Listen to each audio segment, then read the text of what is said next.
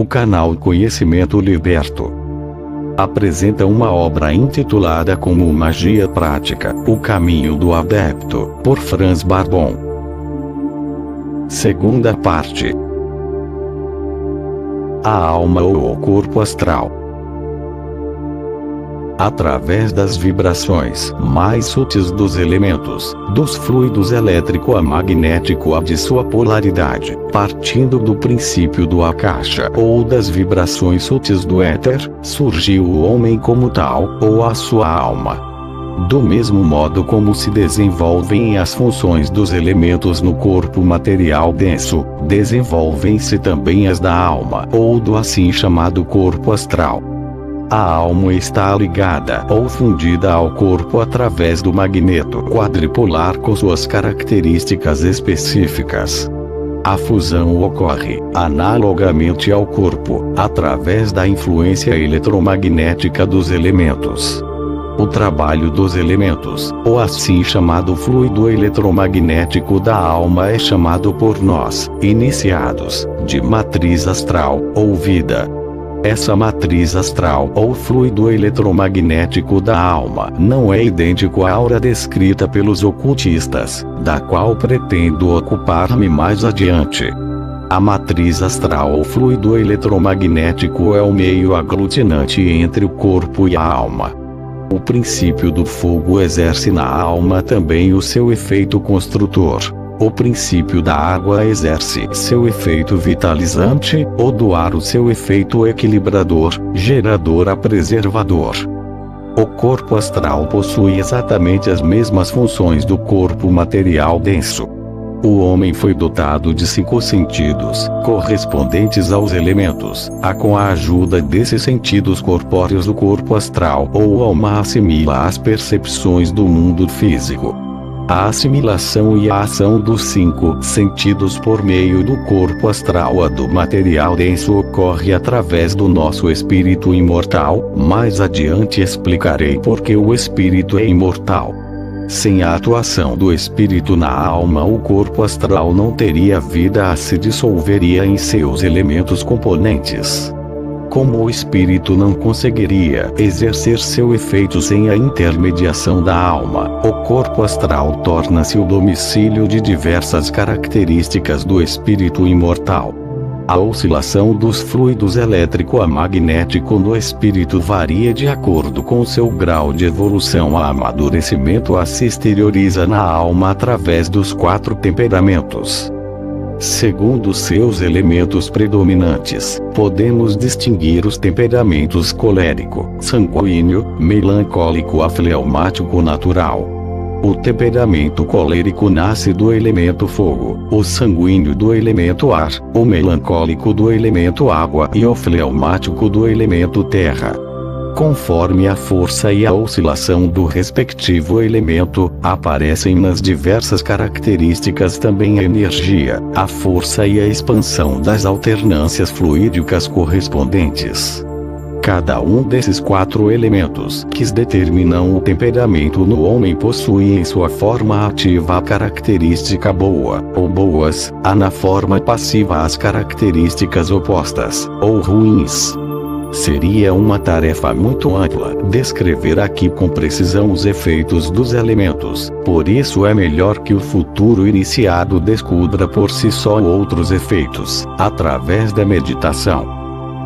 No caminho à iniciação, isso também tem um motivo especial. Eis alguns exemplos. O temperamento colérico possui, em sua polaridade ativa, as seguintes características boas: atividade, entusiasmo, estímulo, determinação, audácia, coragem, força criativa, zelo, etc. Na forma negativa são voracidade, ciúme, paixões, irritação, agressividade, intemperança, impulso destruidor, etc. O temperamento sanguíneo indica em sua forma ativa as seguintes características: compenetração, esforço, alegria, habilidade, bondade, clareza, despreocupação, bom humor, leveza, otimismo, curiosidade, independência, vigilância, confiabilidade, etc. Na forma negativa, susceptibilidade, autodepreciação, bisbilhotice, falta de perseverança, esperteza, tagarelice, desonestidade, volubilidade, etc. O temperamento melancólico na sua forma ativa possui atenção, generosidade, modéstia, afetividade, seriedade, docilidade, fervorosidade, cordialidade, compreensão, meditação, compaixão, serenidade, profundidade, credulidade, capacidade de interiorização, de perdão, ternura, etc. Na sua forma negativa possui indiferença, derrotismo, timidez, falta de participação, inflexibilidade, indolência, etc. O temperamento fleumático na sua forma ativa possui atenção, presença, perseverança, ponderação, determinação, seriedade, firmeza, escrupulosidade, solidez, concentração, sobriedade, pontualidade, discrição, objetividade, precisão, senso de responsabilidade, confiabilidade, prudência, resistência, consequência, etc. Na forma negativa, insipidez, desleixo, autodepreciação, indiferença, falta de consciência, aversão ao contato humano, lentidão, falta de agilidade, indolência, desconfiança, laconicidade, etc. As características dos temperamentos formam, de acordo com a característica predominante, a base do caráter da pessoa. A intensidade das características que sobressaem externamente dependem da polaridade, portanto dos fluidos elétrico-magnético. A influência global do efeito dos temperamentos produz uma irradiação que chamamos tecnicamente de aura. Mas não podemos comparar a aura à matriz astral, pois há uma enorme diferença entre as duas. A matriz astral é a matéria aglutinante entre o corpo e a alma, enquanto que a aura é a irradiação do efeito dos elementos nas diversas características, justifica-se na sua forma ativa ou passiva. Essa irradiação provoca na alma toda uma certa vibração, que corresponde a uma determinada cor. Com base nessa cor, o iniciado tem a possibilidade de reconhecer, com sua visão astral, a própria aura ou a de um outro ser. O vidente pode então, com a ajuda da aura de uma pessoa, não só descobrir o seu caráter básico, mas também os efeitos da polaridade da oscilação de sua alma e eventualmente influenciá-la. Esse tema será tratado com mais detalhes no capítulo à parte, que fala da introspecção. Portanto, vimos aqui que o temperamento da pessoa influencia seu caráter, e a sua atuação conjunta dá origem à irradiação da alma, ou aura. Não é à toa que os iniciados a santos são retratados como uma auréola ao redor da cabeça, que corresponde à aura aqui descrita. Além do caráter, dos temperamentos do trabalho do fluido eletromagnético, o corpo astral ainda possui dois centros no cérebro, que são, no cérebro maior, a consciência normal, no cerebelo oposto da consciência normal, ou seja, a subconsciência. No capítulo Espírito descrevo os detalhes de suas funções. A alma está dividida de acordo com os elementos, de maneira tão precisa quanto o corpo. As funções, forças características anímicas têm também sua morada na alma. Elas formam determinados centros, analogamente a todos os elementos, a que a filosofia hindu chama de lotos, conhecidos também por chakras, NT. Na doutrina hindu, o despertar desses lotos é chamado de Kundalini Yoga. Não pretendo fazer aqui um relato detalhado sobre os lotos ou centros, pois qualquer pessoa poderá conhecê-los na literatura especializada. Ver Gregorius, Magister Vekung der Chakras in Anterkonperdimension igual despertar mágico dos chakras no corpo astral do homem. Vou mencioná-los superficialmente, dizendo que o centro mais baixo é o assim chamado Muladhara, ou centro da Terra. Localiza-se na parte inferior da coluna. O centro seguinte é o da água, localiza-se na região dos órgãos sexuais. Na terminologia hindu é chamado de Svadhisthana. O centro do fogo, como ponto central da alma, encontra-se na região do umbigo e é chamado de Manipura. O centro do ar, elemento equilibrador, encontra-se na região do coração e é chamado de Anahata. O centro do éter ou princípio do Akasha está na região do pescoço, chama-se Visuddha. Um outro centro, da vontade, da razão, do intelecto, localiza-se entre as sobrancelhas e é chamado de Ajna. O centro mais elevado divino é o lótus das 1000 folhas, chamado de Sahasrara, do qual nascem ação influenciadas todas as forças dos outros centros. Iniciando-se no centro superior, mais elevado, descendo ao longo das costas até o centro mais baixo, o da terra, como se fosse um canal, temos o assim chamado Sushumna, ou nosso já conhecido princípio do Akasha, que faz a ligação entre todos os centros aos regula. Falarei mais adiante do despertar da força espiral de cada um dos centros. Na descrição da alma, precisamos descobrir a conexão dos elementos com a sua polaridade plus e minus, a tentar retratá-la com clareza. Podemos ver que tanto o corpo quanto a alma, com suas atuações, vivem e trabalham, mantêm-se ou destroem-se segundo as leis imutáveis do magneto quadripolar, portanto do mistério do tetragrama.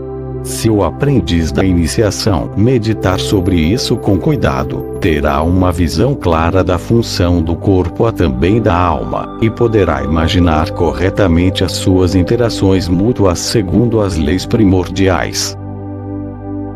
O plano astral é muitas vezes definido como a quarta dimensão. Não foi criado a partir dos 4 elementos, mas é um grau de densidade do princípio de Akasha, portanto de que tudo o que já aconteceu no passado, acontece no presente e acontecerá no futuro, no mundo material, enfim, tudo que contém sua origem, sua regulamentação e sua existência. Como já referimos, em sua forma mais sutil o Akasha é o nosso velho conhecido éter, no qual, entre outras coisas, propagam-se as ondas elétricas magnéticas. Ele é também a esfera das vibrações, de onde se originam a luz, o som, a cor, o ritmo, e com estes toda a vida que existe. Como o Akasha é a origem de todo ser, naturalmente nele há o reflexo de tudo, de tudo que já aconteceu no passado, acontece no presente e acontecerá no futuro. É por isso que consideramos o plano astral como a emanação do eterno, sem começo nem fim, a que portanto é isento de espaço e de tempo. O iniciado que consegue alcançar esse plano encontra tudo nele, mesmo quando se tratam de fatos ocorridos no passado, que ocorrem no presente ou ocorrerão no futuro. A amplitude do alcance da sua percepção depende do seu grau de aperfeiçoamento.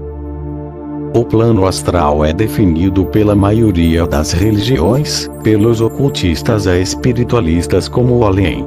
Mas para o iniciado torna-se claro que não existe um aquém ou um além, e é por isso que ele não teme a morte, cujo conceito lhe é estranho.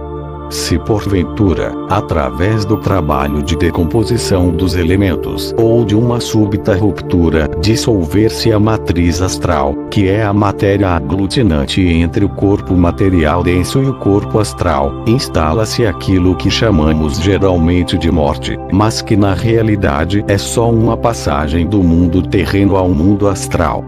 Baseado nessa lei, o iniciado não conhece o medo da morte, pois ele sabe que não irá para o desconhecido. Através do controle dos elementos ele também pode, além de muitas outras coisas, tentar soltar sua matriz astral a produzir a separação espontânea do corpo astral de seu invólucro terreno. Desse modo ele consegue visitar, com seu corpo astral, as regiões mais distantes, viajar aos mais diferentes planos, há muito mais. Quanto a isso, existem lendas sobre santos que foram vistos em vários lugares ao mesmo tempo, onde até exerciam suas atividades. O plano astral possui diversos tipos de habitantes.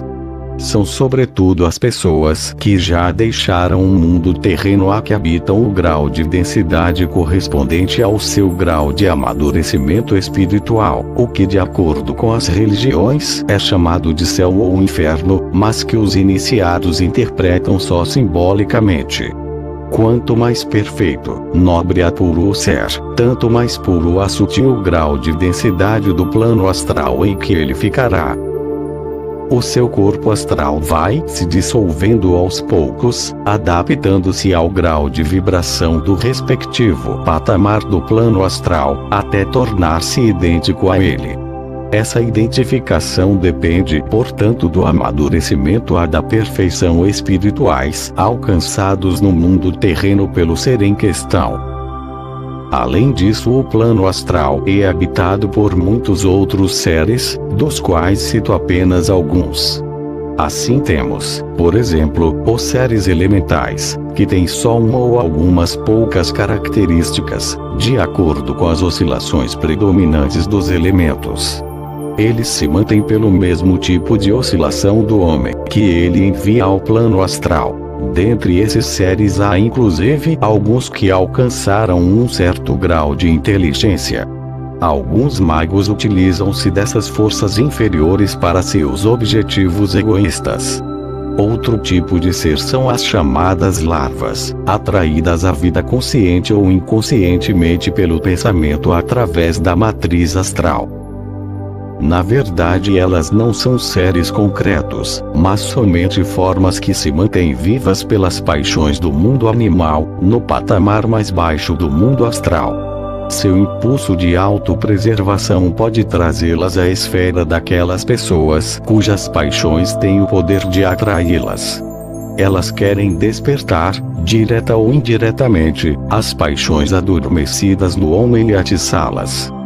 Caso essas formas consigam induzir uma pessoa a essas paixões, então elas se nutrem, mantêm e fortalecem com a irradiação provocada pela paixão no homem. Uma pessoa muito carregada por essas paixões traz consigo, na esfera mais baixa de seu plano astral, todo um exército dessas larvas. A luta contra elas é acirrada, e no campo da magia há do domínio dos elementos, esse é um componente importante. Sobre isso entrarei em detalhes no capítulo que trata da introspecção. Além disso, ainda existem elementais a larvas, que podem ser criados por meios mágico-artificiais. Entrarei em detalhes sobre esse assunto na parte prática do livro. Mais um tipo de ser com o qual muitas vezes o iniciado poderá se deparar no plano astral, são os seres dos 4 elementos puros. No elemento fogo eles se chamam salamandras, no elemento ar, silfos, no elemento água, ninfas ou ondinas, no elemento terra, gnomos. Esses seres estabelecem, por assim dizer, a ligação entre o plano astral aos elementos terrenos. Como se faz a ligação com esses seres, como se pode dominá-los, o que se pode conseguir através deles, são assuntos que deixaremos para serem tratados na parte prática desta obra, aos quais dedicarei um capítulo especial chamado A Magia dos Elementos. Existem ainda vários outros seres, como sátiros, fadas, anõezinhos aguadeiros, etc., que poderiam ser aqui citados. Por mais que isso tudo possa se parecer aos contos de fadas, existem, no plano astral, exatamente as mesmas realidades que no plano terreno.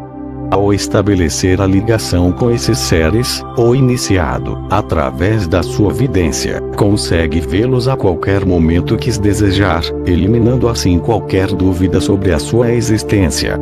É por isso que o iniciado deve primeiro amadurecer a aprender a provar as coisas para depois poder julgar por si mesmo. O espírito. Como já dissemos antes, o homem foi criado à semelhança de Deus e é constituído de corpo, alma e espírito. Nos capítulos anteriores, ficamos sabendo que o corpo e a alma servem somente como um invólucro ou uma vestimenta para o espírito, são portanto passageiros. É por isso que só o espírito é a parte imortal do homem e a sua imagem semelhante a Deus. Não é fácil analisar e colocar em palavras exatas algo divino, imortal e eterno. Mas como em qualquer outro problema podemos, nesse caso, nos valer da ajuda da chave do magneto quadripolar. Do princípio primordial mais elevado, o Akasha, da fonte primordial de toda a existência, da matéria espiritual primordial, surgiu o espírito, ou eu espiritual com as 4 características específicas dos elementos, próprias do espírito imortal criado à semelhança de Deus. O princípio do fogo, a parte impulsiva, é a vontade. O princípio aéreo revela-se no intelecto, razão, o princípio aquoso na vida ou no sentimento, e o princípio da terra na comunhão de todos os outros 3 elementos na consciência do eu. Todas as outras características do espírito possuem esses 4 princípios primordiais como base. A parte típica do 4º princípio, portanto do princípio etérico, Akasha, em seu aspecto mais elevado revela-se na fé, na forma mais baixa no impulso da autopreservação. Cada um dos 4 princípios elementos aqui citados ainda possui muitos aspectos positivos ou negativos, de acordo com a lei da analogia da polaridade ou dos elementos. Todos juntos formam o eu, ou o espírito. Assim podemos atribuir a força, o poder e a paixão ao princípio do fogo, a memória, o poder de discernimento a de julgamento à parte aérea do espírito, a consciência e a intuição à sua parte aquosa, e o egoísmo, ou impulso de autopreservação a de reprodução à sua parte terrena. O assunto tornar-se-ia muito extenso se quiséssemos mencionar aqui todas as qualidades do espírito em relação aos elementos.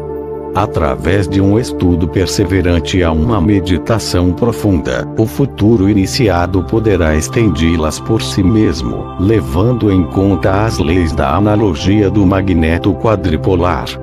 É um trabalho muito gratificante que não deve nunca ser desdenhado, porque sempre produz bons resultados em pouco tempo, garantindo o domínio e o conhecimento dos elementos.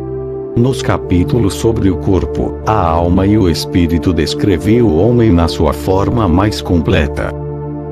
Por ocasião da sua iniciação, e por consequência da prática mágica, mística dos diversos mistérios, o estudante deve estar ciente da necessidade do conhecimento de seu próprio pequeno universo. A maioria dos escritores excluiu essa parte tão importante e até básica dos seus livros, por desconhecê-la ou por outros motivos quaisquer. O plano mental. Assim como o corpo possui o seu plano terreno e o corpo astral ou alma o seu plano astral, o espírito também possui o seu plano próprio, chamado de esfera mental ou plano mental. É a esfera do espírito, com todas as suas propriedades. Ambas as esferas, tanto a material densa quanto a astral, surgiram através dos 4 elementos, do princípio do Akasha ou das coisas primordiais da esfera correspondente. A esfera mental também se formou dessa maneira, partindo do princípio akáshico do espírito. O que ocorre com o corpo mental na esfera mental ou espiritual é análogo ao que ocorre com o corpo astral, isto é, através do trabalho correspondente o espírito forma um magneto quadripolar dentro de si, exterioriza o fluido eletromagnético em sua polaridade, como um fenômeno produzido pelo efeito dos elementos. Assim como o corpo astral forma uma matriz astral, ou assim chamado astralote, através do fluido eletromagnético do mundo astral, o fluido eletromagnético do mundo mental também forma uma matriz mental, que liga o corpo mental ao corpo astral. Essa matriz mental, ou mentalote, a assim chamada matéria mental, é a forma mais sutil do Akasha, que regula e mantém a atividade do espírito no corpo astral. Como já observamos, essa matéria mental é ao mesmo tempo eletromagnética, funciona como condutora dos pensamentos a das ideias à consciência do espírito, que entra em atividade através dos corpos astral a material denso. Assim, a matriz mental ou mentalote com seu fluido bipolar é a matéria mais sutil que podemos imaginar no corpo. A esfera mental é ao mesmo tempo a esfera dos pensamentos, que tem sua origem no mundo das ideias, portanto no Akasha do espírito.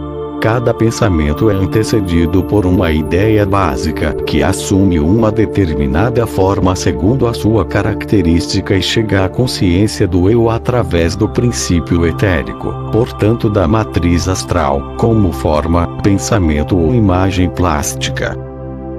De acordo com isso, o homem não é o criador dos pensamentos. A origem de todo pensamento localiza-se na mais elevada esfera do Akasha ou plano mental.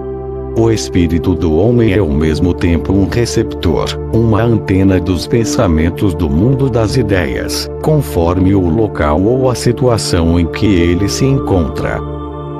Como o mundo das ideias é o tudo no todo, cada nova ideia e cada nova invenção, em resumo, tudo aquilo que o homem acredita ter criado foi extraído desse mundo das ideias. Esse ato de extrair novas ideias depende da postura da maturidade do espírito. Cada pensamento possui em si um elemento puro completo, sobretudo quando ele contém ideias abstratas. Se existirem, no pensamento, diversas combinações do mundo das ideias, então serão muitos os elementos atuantes entre si, tanto em sua forma quanto em sua irradiação. Só os pensamentos abstratos possuem elementos puros. Há também irradiações polares puras, pois eles derivam diretamente do mundo primordial de uma ideia. Com base nesse conhecimento podemos perceber que existem pensamentos que, quanto às suas atuações, são puramente magnéticos, indiferentes a nêutrons. Relativamente à sua ideia, na esfera mental cada pensamento possui forma e irradiação, vibração, próprias. Dessa maneira o pensamento chega à consciência através do magneto quadripolar, e é por ele guiado até a sua realização final.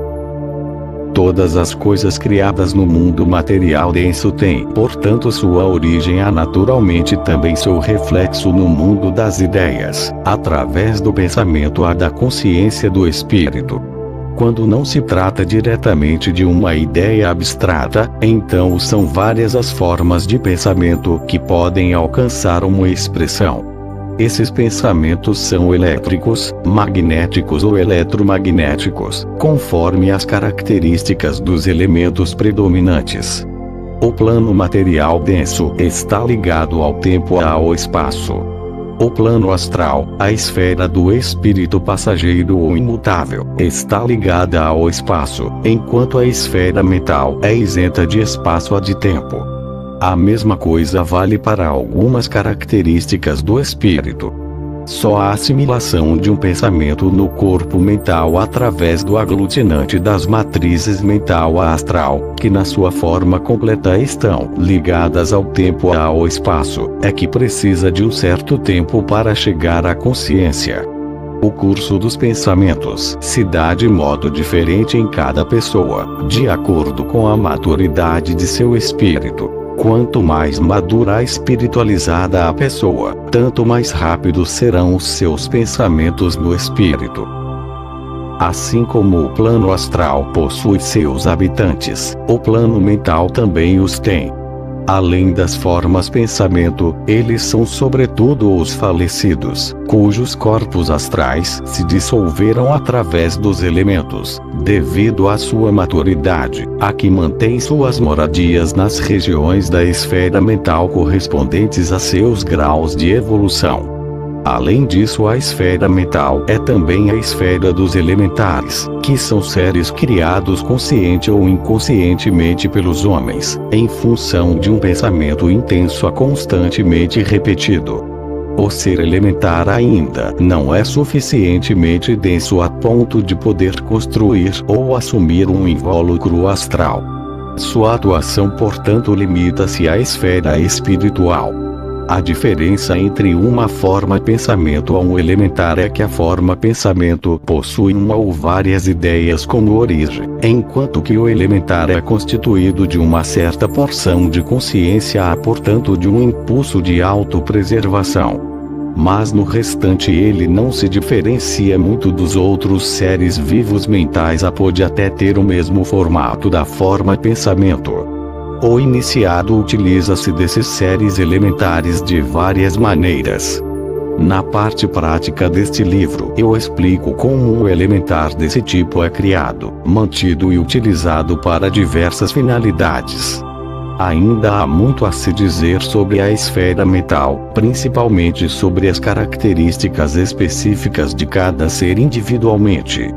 Mas como estímulo ao trabalho para esclarecimento da esfera mental em linhas gerais, acredito que isso seja o suficiente. Verdade. Abandonaremos agora um microcosmo, portanto o homem com seus corpos terreno, astral e mental, passaremos a tratar de outras questões, cuja solução também preocupa o futuro iniciado. Um desses problemas é sobretudo o problema da verdade. Inúmeros filósofos já se ocuparam, ainda se ocupam, e a nós também cabe essa tarefa. Consideraremos aqui só aquelas verdades cujo conhecimento exato somos obrigados a dominar. A verdade depende do reconhecimento de cada um. Como não temos todos a mesma concepção das coisas, também não podemos generalizar essa questão. É por isso que cada um de nós, se for sincero, possui a sua própria verdade de acordo com seu grau de maturidade e a sua concepção das coisas. Só aquele que domina conhece as leis absolutas do macro do microcosmo pode falar de uma verdade absoluta. Certos aspectos da verdade absoluta com certeza serão reconhecidos por todos. Ninguém duvidará da existência de uma vida, uma vontade, uma memória ou uma razão. Ninguém contestará tais coisas tão evidentes. Nenhum verdadeiro iniciado forçará alguém que não está suficientemente maduro a aceitar a sua verdade, pois a pessoa em questão só passaria a encará-la de seu próprio ponto de vista. É por isso que seria inútil conversar sobre as verdades supremas com os não iniciados, a menos que se tratem de pessoas que desejam muito conhecê-las, que portanto estão começando a amadurecer para elas. Todo o resto seria profanação, incorreto do ponto de vista mágico. Lembrem-se das palavras do grande mestre do cristianismo: não joguem pérolas aos porcos. A verdade pertence também à distinção correta entre a capacidade, o conhecimento e a sabedoria. Em todos os campos da existência humana, o conhecimento depende da maturidade, da capacidade de assimilação da memória, da razão ou da inteligência, sem considerar se esse conhecimento foi enriquecido através da leitura, da comunicação ou de outro tipo qualquer de experiência. Entre conhecimento e sabedoria existe uma diferença imensa, e é muito mais fácil obter conhecimento do que sabedoria. A sabedoria não depende nem um pouco do conhecimento, apesar de ambos serem, numa certa medida, até idênticos. A fonte da sabedoria está em Deus, portanto no princípio das coisas primordiais, no Akasha, em todos os planos do mundo material denso, do astral a do mental. Portanto, a sabedoria não depende da razão e da memória, da maturidade, da pureza da perfeição da personalidade de cada um. Poderíamos também considerar a sabedoria como uma condição da evolução do eu. Em função disso, a cognição chega a nós não só através da razão, mas principalmente através da intuição ou da inspiração.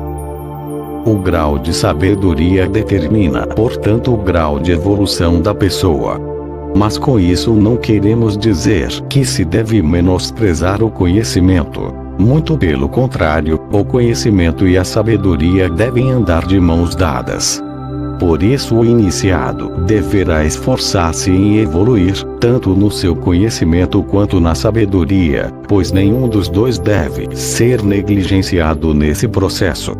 Se o conhecimento e a sabedoria andarem lado a lado no processo de evolução, então o iniciado terá a possibilidade de compreender, reconhecer a utilizar algumas leis do micro a do macrocosmo, não só do ponto de vista da sabedoria, mas também em seu aspecto intelectual, portanto dos dois polos. Já tomamos conhecimento de uma dentre muitas dessas leis, a primeira chave principal, ou seja, o mistério do tetragramaton ou do magneto quadripolar, em todos os planos. Como se trata de uma chave universal, ele pode ser empregado na solução de todos os problemas, em todas as leis há verdades, em tudo enfim, sob o pressuposto de que o iniciado saberá usá-lo corretamente. Com o passar do tempo, à medida em que ele for evoluindo a se aperfeiçoando na ciência hermética, ele passará a conhecer outros aspectos dessa chave e a assimilá-los como leis imutáveis. Ele não terá que tatear na escuridão no desconhecido, mas terá uma luz em suas mãos com a qual poderá romper todas as trevas da ignorância. Esta breve descrição deve ser suficiente para que o futuro iniciado saiba como se posicionar diante do problema da verdade. Religião. O mago principiante professará uma religião universal. Ele aprenderá que cada religião possui seus lados bons, mas também seus lados obscuros. Ele conservará para si o melhor dela, não dará atenção às suas fraquezas. Com isso não queremos dizer que ele deva adotar todas as religiões, mas que deve dar a devida atenção a cada uma delas, pois cada uma possui seu próprio princípio divino, quer se trate do cristianismo, do budismo, do islamismo, etc. Fundamentalmente ele pode permanecer fiel à sua própria religião. Mas na verdade ele não se sentirá satisfeito com os dogmas oficiais da sua igreja, tentará penetrar mais profundamente no reino de Deus. Esse é o objetivo da nossa iniciação. O mago deverá criar sua própria visão de mundo de acordo com as leis universais, esta será sua verdadeira religião. Ele deverá observar que todo defensor da própria religião, apesar das fraquezas da mesma, está sempre empenhado em apresentá-la como a melhor de todas. Mas toda verdade religiosa é relativa, e a sua compreensão depende da maturidade de cada indivíduo. É por isso que, sob esse aspecto, o iniciado deve aceitar o direito de cada um, e também não tentar desviá-lo de sua verdade, criticá-lo ou até julgá-lo. No âmago de sua alma, ele poderá até apiedar-se dos fanáticos ou dos ateus, mas não deverá demonstrá-lo externamente. Cada um deve agarrar-se àquilo em que acredita que o deixa feliz e satisfeito. Se todos adotassem essa prescrição, não existiria ódio nem intolerância religiosa, não haveria realmente nenhum motivo para as divergências de opinião. Todas as linhas espiritualistas poderiam conviver tranquilamente, lado a lado.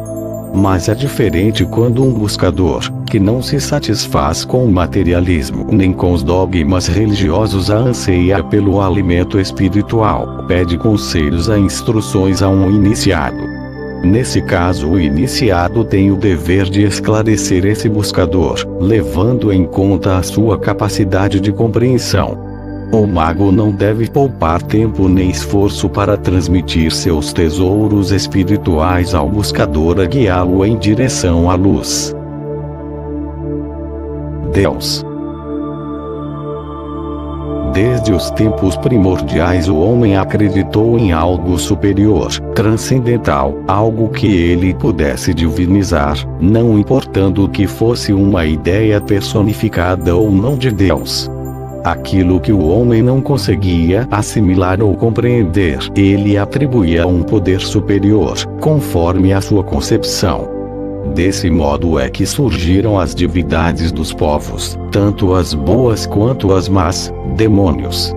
Assim, ao longo do tempo, foram adorados deuses, anjos, demiurgos, demônios a espíritos, correspondentes às mentalidades dos povos em questão, sem que fosse levado em conta o fato de terem vivido efetivamente ou só na imaginação das pessoas. Quanto mais se desenvolvia intelectualmente a humanidade, tanto menos as pessoas procuravam imagens divinas, principalmente quando, com a ajuda da ciência, foram sendo explicados muitos fenômenos antigamente atribuídos aos deuses. Precisaríamos escrever muitas obras se quiséssemos entrar nos detalhes das diversas ideias de Deus na história dos povos.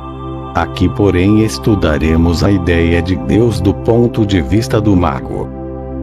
Para o homem comum, a ideia de Deus serve como um ponto de apoio ou um suporte para o seu espírito, para que este não permaneça no desconhecido ou não se perca nele.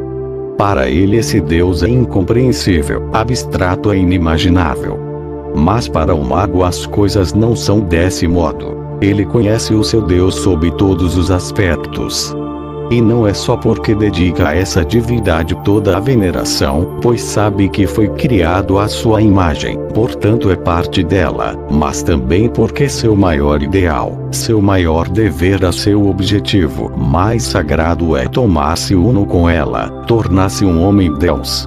A ascensão a esse objetivo sublime será descrita adiante. A síntese da união com Deus consiste em desenvolver as ideias divinas desde os patamares mais baixos até os mais elevados, até que se consiga a unificação com o universal. Nesse processo, fica a critério de cada um renunciar à sua própria individualidade ou conservá-la. Os grandes mestres que chegaram lá geralmente voltam à Terra com uma determinada tarefa ou missão sagrada.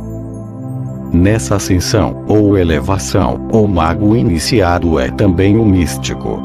Só na unificação, caso ele queira renunciar à sua individualidade, é que ele se desintegra voluntariamente, o que na terminologia mística é definido como morte mística. Como podemos ver, na verdadeira iniciação não existe uma senda mística, há também nenhuma mágica. Existe somente uma única iniciação verdadeira que liga ambos os conceitos, em contraposição à maioria das escolas místicas a espiritualistas, que se ocupam de imediato dos problemas mais elevados através da meditação ou outros exercícios espirituais, sem antes terem trabalhado os patamares inferiores. É exatamente como alguém que quer começar com os estudos universitários sem antes ter passado pelos cursos elementares. Em muitos casos, as consequências de uma instrução tão unilateral podem ser muito graves, às vezes até drásticas, dependendo do grau de envolvimento de cada um. Muitas vezes o erro pode ser encontrado no fato de que grande parte do material provém do Oriente, onde o mundo material astral é encarado como uma ilusão, quase não é considerado. Não é possível aqui entrar em detalhes, pois esse tema extrapolaria os limites desta obra.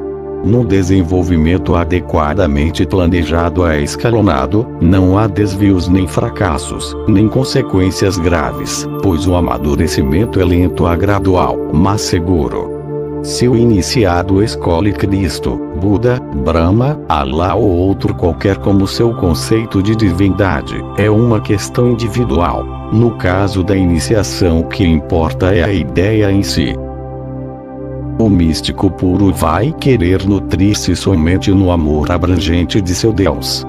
Geralmente o yogi também segue só um aspecto divino. O Bhakti Yogi segue o caminho do amor à da doação. O Raja e o Hatha Yogi seguem o caminho do domínio à da vontade. O Jnana Yogi segue o caminho da sabedoria à da compreensão. Se encararmos a ideia de Deus do ponto de vista mágico, relativamente aos 4 elementos, o assim chamado tetragramaton, ou inexprimível, no superior, teremos: ao princípio do fogo, corresponde o poder supremo, a força suprema. Ao princípio primordial do ar, a sabedoria, a pureza e a clareza, de cujos aspectos sobressai a regulação universal. Ao princípio primordial da água corresponde o amor e a vida eterna. Ao princípio primordial da terra o onipresente, a imortalidade, com ela a eternidade. Juntos, esses 4 aspectos formam a divindade superior. O caminho em direção a essa divindade superior será por nós trilhado na prática, gradualmente, começando na esfera mais baixa, até alcançarmos a verdadeira concretização de Deus em nós. Feliz é aquele que a alcança ainda nessa vida. Ninguém deve temer todo esse esforço, pois todos podem alcançar esse objetivo, pelo menos uma vez na vida. Ascese. Desde os tempos antigos, todas as religiões, seitas, escolas espiritualistas a sistemas de instrução dão uma grande importância à ascese. Em alguns sistemas do Oriente a ascese chegou até aos limites do fanatismo, o que pode provocar grandes danos, pois o exagero nesse caso não é natural nem adequado. Em linhas gerais, a mortificação do corpo é tão unilateral quanto o desenvolvimento de um único lado do corpo em detrimento do outro. Quando a ascese, sob forma de dieta, serve para libertar o corpo de diversas mazelas a impurezas, além de eliminar doenças a equilibrar desarmonias, então a sua utilização é correta.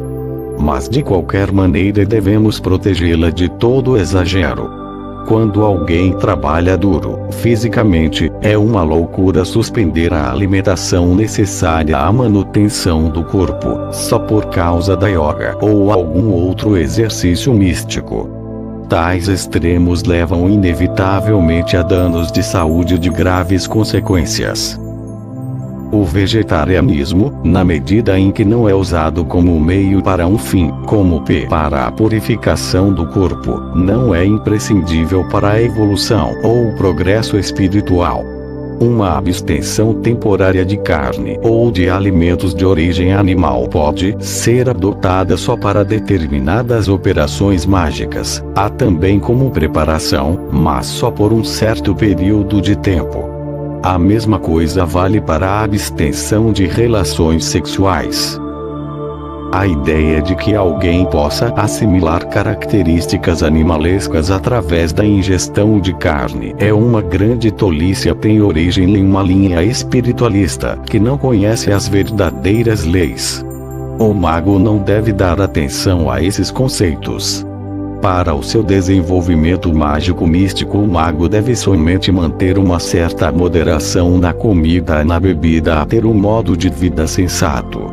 Não há a determinação de prescrições exatas nesse caso, pois a escolha do modo de vida mágico é totalmente individual.